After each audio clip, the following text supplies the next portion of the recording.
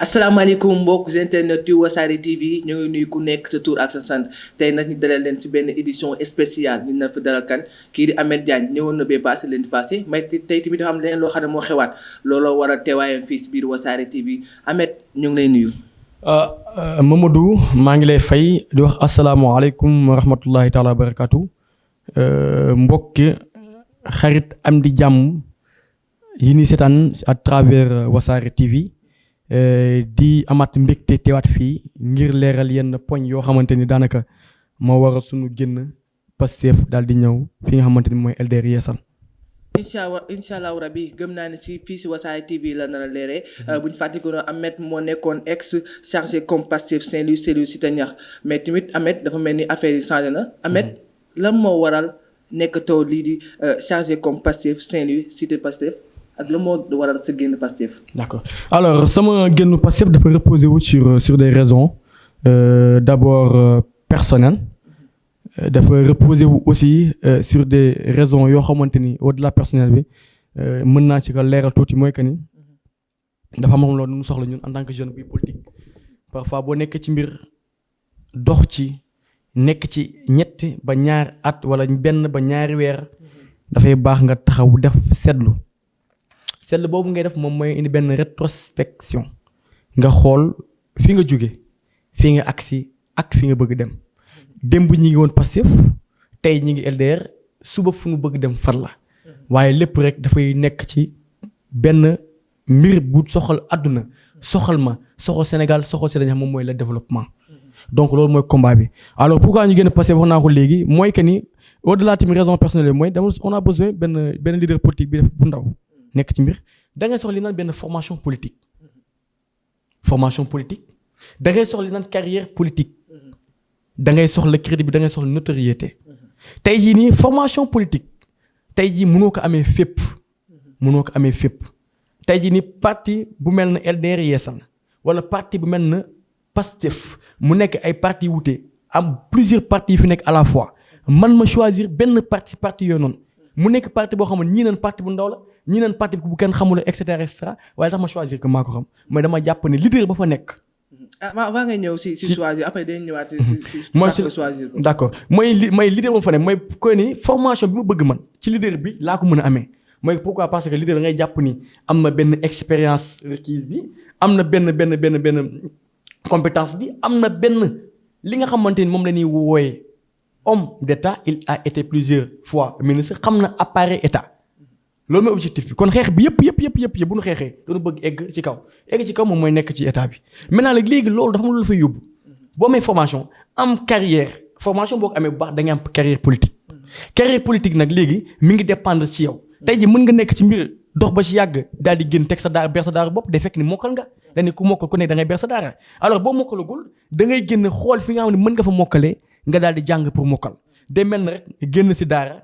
dem ci daara bi nga génn sëriñ dafa la jàng ba nga wàcc téere xadd sami allahu boo jógee téere xadd sami nga daal dem nag beneen daara pour que matal téere yaasin wala wàccal alxuraan noonu lay mel mais yàqul dara ci sa logique mooy mokkal alxuraan kon tey jii ni loolu ma lay wax nii donte sax parfois mën na am différence mooy diggante jàng fële arabe ak lii am na différence ak politique mais pour wax leen rek li ëpp solo mooy que ni logique bi nga nekkoon du changer au-delà tey ses principes au-delà ses valeurs au-delà ses idéologies da nga am loo soxla moom mooy benn formation politique bu jaar yoon moom mooy benn carrière politique bu jaar yoon. est-ce que kon lañ mën a jàpp ne que maanaam lii di parti bi di Pastef maanaam formation bu nga fa yaakaaroon ak yow sa carrière personnelle gisoo ko fa. d'accord pourquoi aw ma fa mooy que ni tey jii aw ma benn lien de rapprochement Ousmane Sonko même lu ma koy liggéeyal di dem fu ne di xeex fu ne bu ma taxoon tey ju jaar sama tur. ah bon tey jii la preuve donc daf may bàyyi mi ngi may bàyyi xel ndax tamit ay ki nga xamante bu savez vous connaissez Ababacar Sadikh Top. Ababacar Sadikh Top moom mooy def entretien yu si bëri je ne sais pas ban poste la occupé dernièrement ci Pastef mais entretien yi Sonko def yëpp dernièrement yëpp moom moo koy def kooku il me connaît très bien d'ailleurs su ma rappelé ko très bien quand j'étais président à Unipro 2019 sama première activité ma def discours bi ma présenté woon Ababacar Sadikh Top moo ko corrigé aujourd'hui ku jege Ousmane Sonko la te sama état du koy manqué benn xam ne li may xes parti bi kon pour vous dire en réalité jot na ci kon ba ma deseeg Ousmane Sonko fi nga xamante ni moom mooy kër Cheikh Bamba Dièye kër Cheikh Bamba Dièye wóolu woon ma pour lan bëgg ma ànd ak moom pour Saint-Louis ma dem ci biir kër gi Ousmane Sonko fekk ma ci biir kër gi le président Ousmane Sonko ba ma fekkee foofu noonu nag Cheikh Bamba ji ni ko ñii ay étudiants Saint-Louisien la mu ne à Saint-Louis dëkk bu ma neex na expliqué comme li ma wax saa su ne seede bu rafet muy seede Saint-Louis waaye man ma taxaw mu lekk ni maa fi indi mboot Ousmane Sonko ba léegi jaar sama tur nuyu na ñëpp ma ni kon donc man maa ngi xeexal nit ki xeexu maa moom sax mais Sénégal lay xeexal par le biais du parti waaye nit ki ci boppam mooy incarné produit bi bu fekkee nit ki reconnaître la damaa soxla benn reconnaissance boobu moom la ku nekk di soxla moom mooy la reconnaissance bii nga war a am ci militant parti bu ne au-delà de ça mën na nekk benn source de motivation loolu mën na nekk source de motivation pour dire ba ma génnee foofu noonu ma ne attends ki ma àndaloon du ma tudd turam ndax boobu temps sama waay mais bëgguma tudd turam ndax bëggul may tudd turam si yu mel ni dafa ni ma mais Diagne comment ça fait nga xeex nit koo xamante xamu la bu ma ko woon téléphone te du ma ko jot. mais est-ce que c'est normal tey jii ngay ànd ak kii di Ousmane Sonko mu nekk président Pastef mu xam la par force parce que tamit. bu moytuwul ba demee beneen parti tamit est-ce que kooku tamit dina la mën a xam. waaw moo tax ma ne la Ousmane Sonko bu ma defoon ni gars yi def tey jii mën naa am benn lien de rapprochement xam mooy lan on m'avait proposé Yaxya mi ngi bokk Pastef Médina ba mu gisee sama premier mu gis ma kontaan ci man. daf ma woon ni ma Diagne kaa ma jox la nga yor communication ñëw nga yor communication Pastef Médina ndax amul demeewul noonu. Médina gii xam nga dëkk ma Médina mu jox ma ni ma yoral chargé com bi xam nga sànq lii waxuñu ko woon te kenn yow koon mu jox ma ko ma yor participage bi di doxal ba mu paree dafa ni ma xam na lu wax ba ma génn émission mu ni ma Diagne est-ce que doo bind benn lettre d'audience nga gis le président ma ni ko président bu ma ko jegee tey bis dana jot mu juum te du ma mën dal ci kawam bis dana jot mu juum te du ma mën dal si koom kon man je préfère ma koy sore muy yu ma koy dal ka ma jege ka muy yu ma koy bàyyi ci loolu ndax toppee ma ko lool. pour dire que toujours je suis cohérent même lu fekk dama koy tagg des fois ndax tey loolu moo ma booleeg moom. tey jii ku nekk booy ànd ak sa booy jaay sa produit fu ne booy jaay Dakar sax bu sa làmmiñ neexul Dakar du jar rawatina kon boo ànd ak leader politique mu lekk ni am ñu ko bëgg am ñu ko bañ te li ma boole nag moom ba ma tax ma koy wax lu baax bu ma boole nag tey jii nii ma wax la lu baax. musuma ko lekkal tarfatal ay ni Pastef musuma lekkal dërëm au contraire man maa jël sama xaalis di cotiser pour parti Pastef kon donc man tey wax dëgg fa neex yàlla xeexal naa ko bu gaa yi taxaw naa bu gaa yi wuyu naa te samay morom fu nangu toog dama fa daan toog muy toog ci plateau waxal leen te alhamdulilah rabbil heure moo ko defee génn ñoom seen bopp ñu apprécier kon donc loolu bu demee ba am gisatoo sa bopp ak li nga leen defal yëpp amoo ci jaaraama amoo ci jërëjëf da ngay génn man soxla naa loolu noonu léegi nag génn bi ngay génn ki ngay fekk ji mooy léegi est-ce que ni nga ko fekk ba jot ko effectivement tey jii nii Mamadou Diagne Fada. voilà balaa ñuy ñëw si Mamadou Diagne Fada parce que loolu mooy nekk deuxième partie bi. ça veut dire que su ma résumé yëpp su lay wax mooy ay question de formation la ak carrière ak lii de reconnaissance loolu moo tax nga daal di génn kii si Ousmane Sonko. mais tamit comme ni ko waxoon démb yow tamit des fois tamit benn bis dégg naa la ngaan kii Ousmane Sonko moo nekkoon le meilleur choix pour Sénégal def sa kanam. d'accord alors pour balaa may ñëw ci question bi mu nekk lu am solo vraiment lu am solo mooy que ni boo xoolee au-delà tey formation au-delà carrière dafa am ci biir parti bi li des non conformité ci biir parti bi et que non conformité boobu noonu parfois dafay tey xel di indi ay parfois day indi ay défiance ay incrédulité yoo xam ne dafay am bu amee rek dafay laaj taxaw seetlu tey jii ñu bëri ñu gis bi parti bi ngay gis mais ñoom dañu jàppee parti bi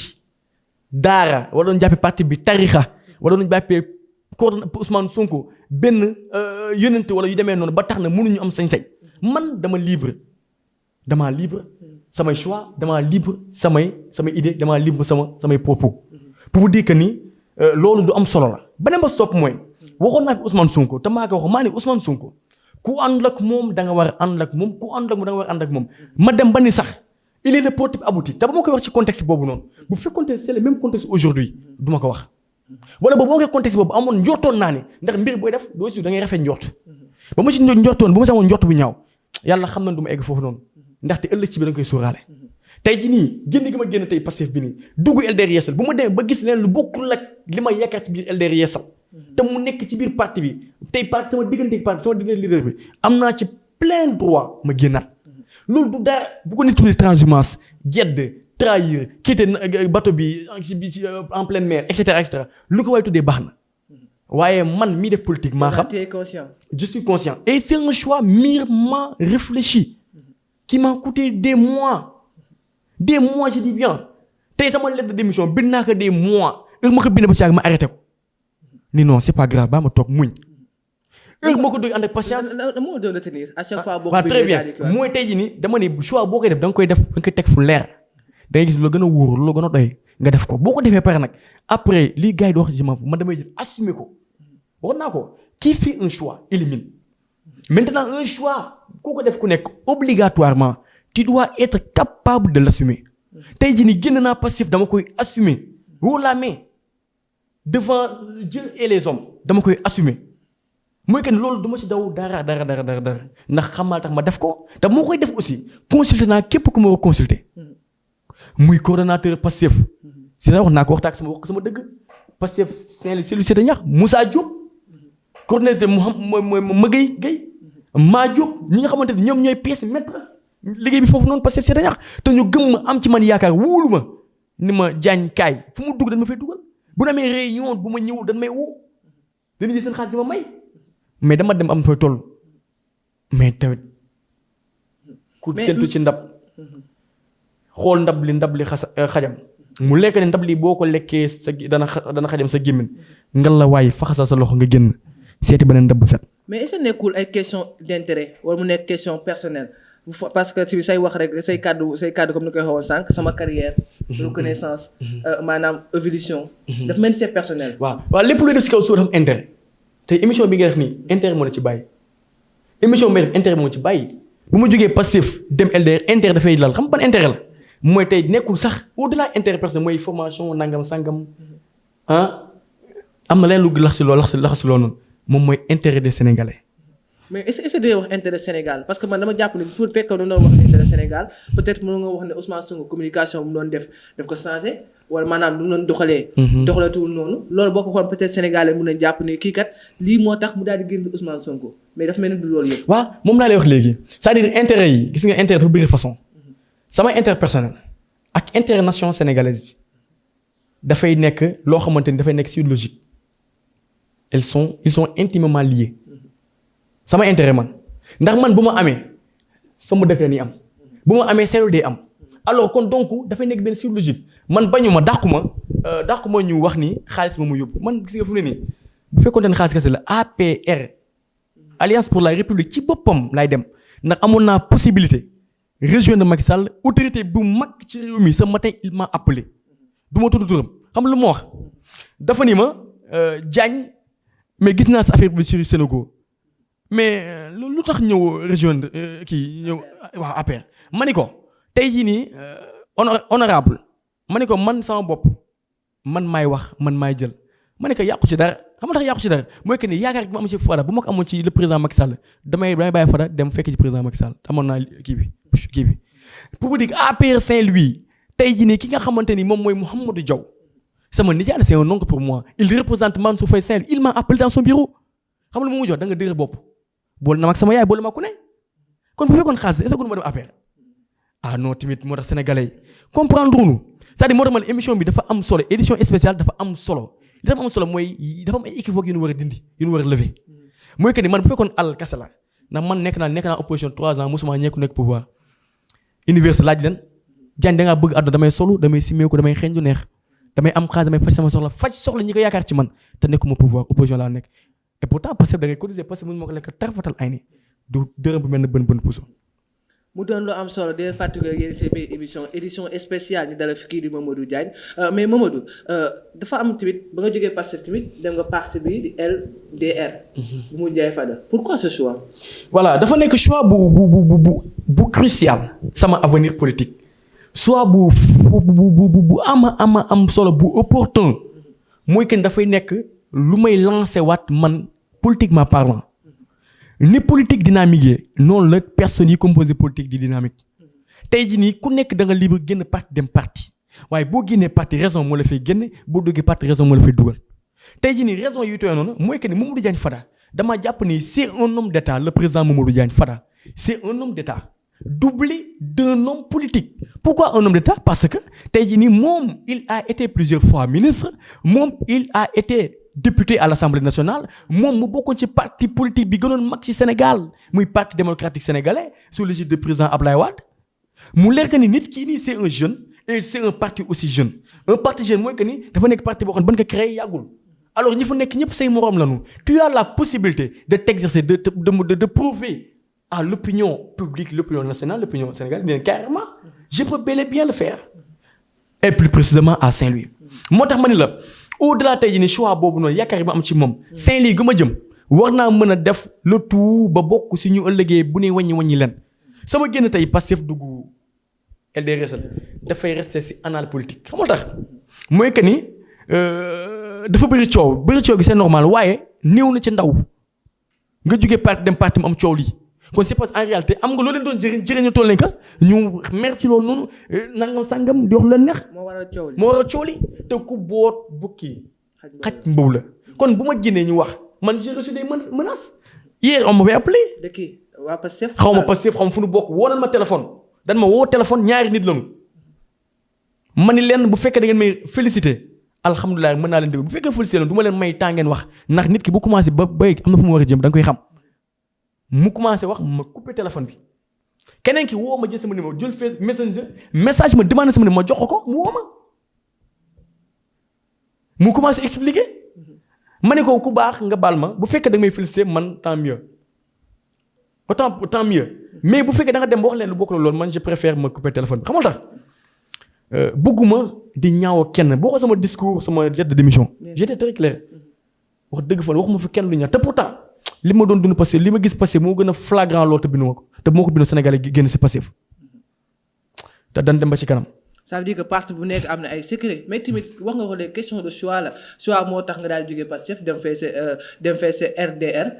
maintenant moom moo jaay Fada moom moo la woo. wala yaa def si choix dem envers moom. très bien merci beaucoup très bonne question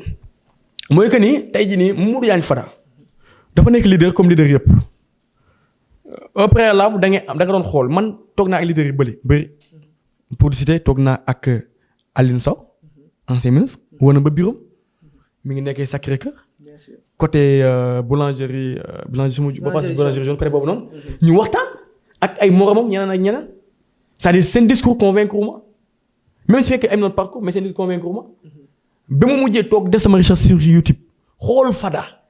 xool leader yëpp mais dama xoolee Fada ay ñoom docteur Armand Touré ak ñeneen xool naa leen mais Fada moo ko xoolee je t'assure dama gis sama bopp ci moom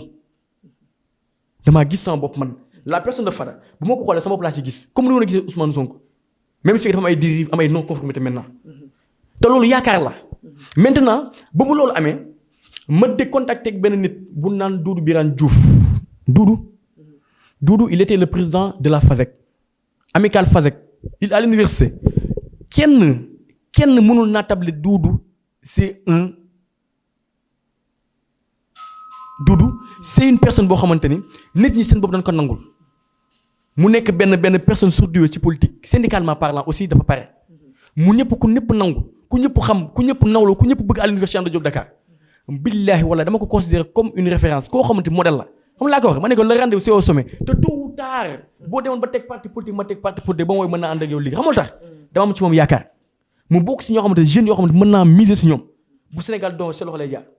yàlla suñu borom boole ak Mamadou Diagne Fada mu ànd mu depuis un certain temps ma xam ni il est proche de lui ma ne ko diw dama bëgg génn Pastef li ma tax ma génn waaye dama bëgg ànd ak Mamadou Diagne Fada liggéey ci même occasion boobu ma dégg ay nit ñeneen nit di ma woo ku ci mel ne tey Amadou Sow bu nekk Saint-Louis même si dëkku Saint-Louis il est Darou Mouhty mais moom moo représenté peut-être un régulateur bu nekkee Saint-Louis LD Yeesal ba ma wooyee Doudou ma ne ko moo xam mu ne ma Diagne est-ce que si da ngay engagé ma ne ko man quand je prends une décision je me donne à fond je m'engage pas à des mesures soit je m'engage soit je reste anesthésié à mon engagement ma ne ko damay engagé wu à fond et li tax ma engagement ko xam mu ne ma fii de liggéey moo fi am et cetera moom Doudou mu nekk nit ku dëggu ku direct ma ne ko amul benn problème lu ci mënti am lu ma ci góobee naa ko ci gaar man maa ko choisir te am naa ci moom yaakaar mu tëgg rendez-vous le samedi ma waroon voyager ma ne ko ren dama war voyager mu fomm ko tëggat woo Fada nekk amul benn problème heure bi ñu mën naa ko recevoir il était vraiment impatient de me recevoir gis sama discours te ku ko waroon aussi nga am yaakamti ma recevoir mu recevoir ma ñu waxtaan mu nekk ku man koo xamante ne discours am sax même bu fekkente ay kaddu waxu politicien jarul gëm waaye man gëm naa ay kaddu ba jusqu'à preuve du contraire. ça veut dire que avant ngay bind sa lettre de démission. gisee nga kii di Mamadou Diagne Fada ba pare ba waxtaan ak moom après nga dogaat di bind sa lettre. non lettre de démission dama ko bind avant may dem si Mamadou Diagne Fada pour dire lettre de démission keroog ba ma commencé am réticence. mais dem nga ko publier. waaw mu laa mooy si xam da nga koy bind pare soo da nga koy publier. dama ko bind diggante bu may pare ba ma génn si Mamadou Diagne Fada ba ak sama kër laa finir di kii bi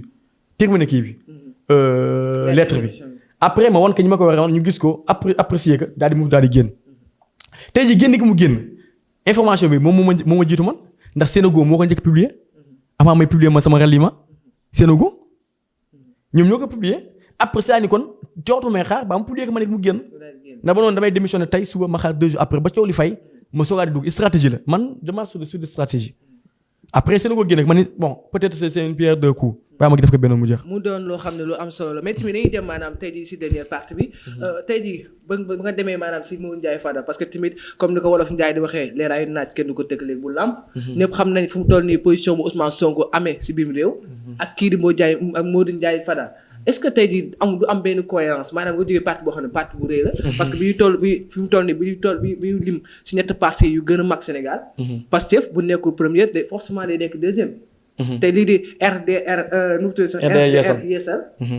Sénégal yu bëri kenn xamu ko. est-ce que foofu du am benn nuance maanaam nga jógee fi kaw daal di suuf waaw am na gis naa si commentaire yi benn kii mu ni da ngaa jógee si avion wàcc si mbaam. waaw ma ree ko ma ne ko da ngaa comprendre wul li waral jóge ci avion wàcc ci mbaam. bu ma neexoon ma jóge ci avion xool beneen moyen de transport bu gën a mag avion ma yëg ci. waaye damaa préféré jóge ci avion comme ni ngeen ko jàppee yéen. pour dire amul benn parti politique bu ndaw. li leader politique di taxaw di ko am li kii am moom la kii am li kii bëgg moom la kii bëgg kon parti politique ndawul. bu kenn nangu ni sama parti dafa ndaw wala bii dafa mag. li ñuy wax kay mooy ancienneté kii ban koy créé at bi lañ créé ki nangam sangam mais tey jii liy def composant wu parti bi moom mooy les personnes yi seq parti bi loolu may def mooy crédibilité parti bi loolu may def doole parti bi mais pas tour parti pas date de naissance parti tey jii nii Mamadou Diagne Fada le président Mamadou Diagne Fada ak le président Ousmane Sonko du ma def comparaison si ñoom ñaar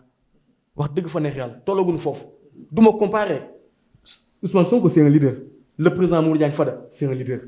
Ousmane Sonko il a un parcours Mamadou Diagne Fada il a un parcours. mais comparé nga leen le fait que nga daal jóge si benn parti bi dem bàyyi boobu dem def benn. loolu ça veut dire que forcément am na benn comparaison boo xam ne avant ngay bind sa lettre d'émission def nga ko. waaw non comparaison moom laa wax ni moom mooy définir choix bi après xam nga comparaison définir choix ak comparaison publique bi nga def nii ça fait deux. waaw loolu la quoi moo tax man la bii public bi nga bëgg ma wax que ni moom boobu du ma si nangu wax mais bi nga xamante moo définir sama choix mën naa si wax da ci leeral ba keroog ngay doyal. d'accord mooy li ma waxoon sànq mooy que ni boo jógee ci parti ñëw ci parti bu mag la bii bu ndaw la comme ni nga koy waxee kenn ni nit ñi gisee ma gisee ma ko noonu li ma yaakaar ci parti bi laay wax mooy que ni ma jàpp naa ne bu ma duggee ci parti bi dinaa am benn reconnaissance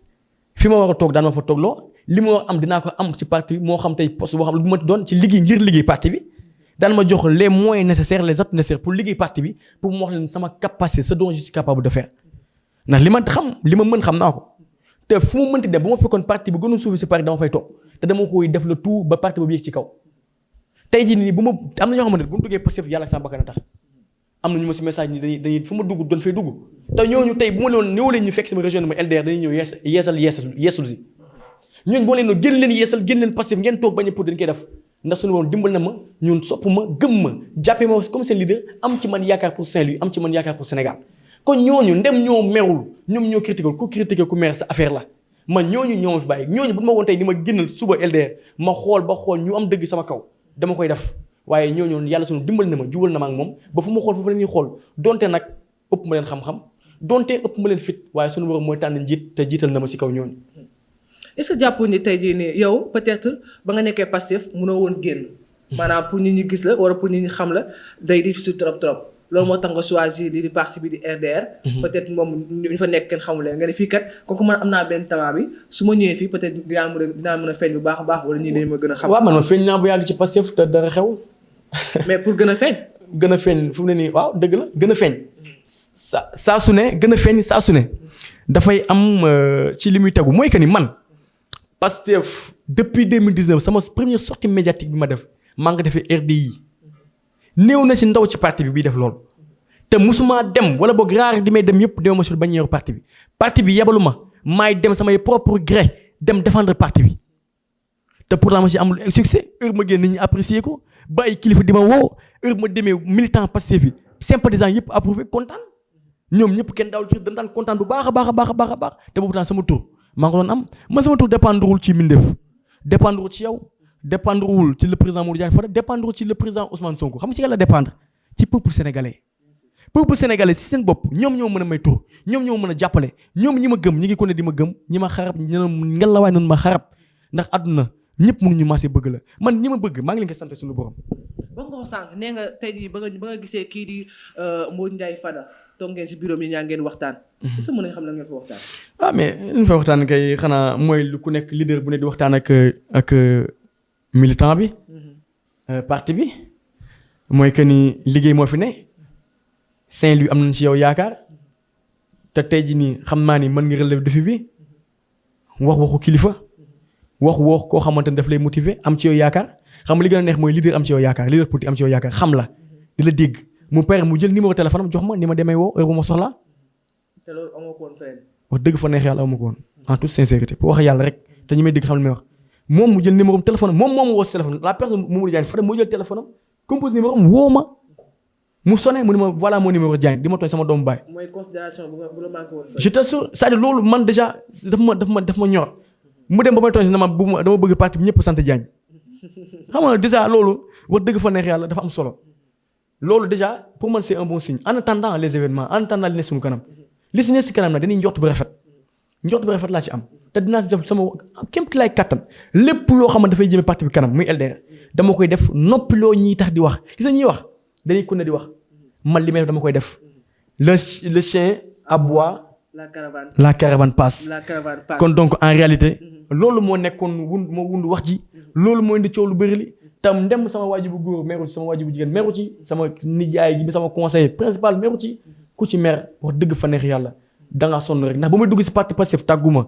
yaay tàgguma papa tàgguma Mamadou tàgguma Ousmane tàgguma kenn bu may génn tamit du ma tàggu kenn maay seet la ma ñor la ma gënal ak la ma jàpp ni moo gën ma def ci waxtaan see ñi xamante ni jàpp na ni moo gën ma def ko après ma quitte avec ma conscience. jërëjëf Mamadou Diagne membre RDR Yeesal. Mamadou Ndiaye Fada nouveau membre. bu baax a baax. vraiment maa ngi lay jaajëfal Mamadou vraiment di la jaajëfal aussi di rafetlu seen liggéey bu baax di nuyu équipe technique bi ngeen àndal ci Wassare di nuyu borom kër gi aussi di nuyu sénégalais yëpp ñi ma saaga ak ñi may saagawul ñi ma yuuxu ak ñi ma yuuxu ñi ma mere ak ñi ma merul jàppalu ma kenn lenn xam nga kan laa jàppal dara mooy ki nga xamante ni dafa gis ni lii moo jëma Sénégal kanam mu taxaw ñi carrément du am kooku laa jàppal dara waaye fekk maa ngi gis ku bëgg Sénégal jëm kanam ba ma wooyee ànd ak man liggéey ma ànd ak yow liggéey ci ni mu ko bëggee ndax jàpp naa ni man dama am benn pierre à l'édifice bu ma war a apporter sama dëkk dama war a contribuer à la bonne marche dama war a bokk ci parmi les acteurs de développement non pas les simples spectateurs de développement loolu nag boo ko bëggee am dafay laaj benn taxaw seetlu benn taxawaay bu dëgër pour ëllëg ci biir nga bokk si ñuy wàññi pour un Sénégal meilleur wasalaamualeykum wa rahmatulahi taala wa barakatuhu. Pour un Sénégal meilleur merci beaucoup Ameth Diagne ñu lay jaajëfee bu baax a baax c'était un plaisir de partager ce plateau avec vous di jaajëfee bu baax a baax kii di Kabou suñu cameraman ak kii di Adama Touré suñu cameraman di leen jaajëfee di leen jox rendez-vous prochainement d'ici là mangez beaucoup de bananes et boire beaucoup d'eau ciao.